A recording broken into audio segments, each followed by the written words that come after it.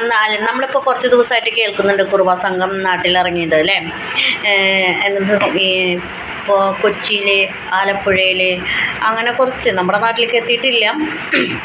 അത് വിചാരിച്ചിട്ട് നമുക്ക് സന്തോഷിക്കാനും പറ്റില്ല.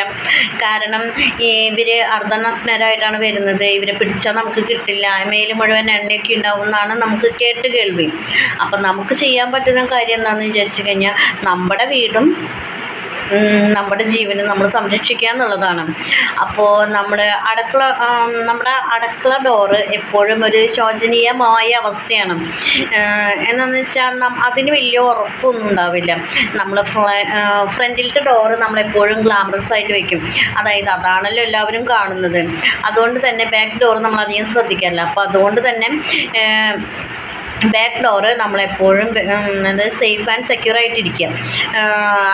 രാത്രി കിടക്കാൻ നേരം ഡോർ അടച്ചിട്ടുണ്ടെന്ന് ഉറപ്പ് വരുത്താം. അത് തുറക്കാൻ പറ്റാത്ത വിധം മേശയോ അങ്ങനെ ചെയറോ എന്തൊക്കെയോ ഇട്ടിട്ട് ടൈറ്റാക്കി വെക്കാം. പിന്നെ രണ്ടാമത്തെ കാര്യം എന്ന് വിചാരിച്ചാൽ പൈപ്പ് തുറന്നു വിടും. കുട്ടികളുടെ കരച്ചിൽ കേൾക്കും.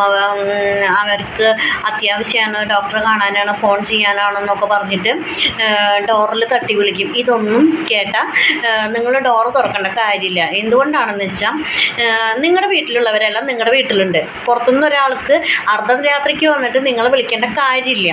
അതാദ്യം മനസ്സിലാക്കുക. അപ്പോൾ നിങ്ങൾ ഉറക്കമത്തിലാണെന്നുണ്ടെങ്കിൽ കൂടി അത് ചെയ്യരുത്. പിന്നെ ഉണ്ടെന്നുള്ളത്, വിളിച്ചാൽ കിട്ടുന്ന നിങ്ങളുടെ പരിസരത്തുള്ള, അതായത് തൊട്ടടുത്തുള്ള 5 വീട്ടിലെ നമ്പർ ശേഖരിച്ച് വെക്കാം.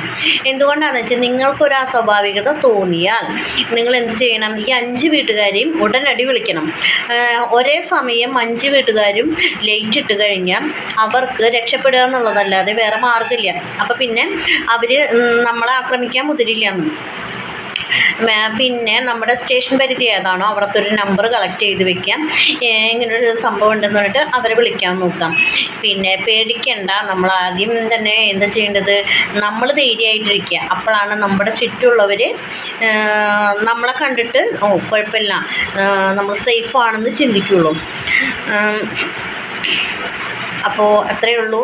സേഫായിരിക്കുക. ആർക്കും ഒരാപത്തും വരാതിരിക്കട്ടെ. Thank you.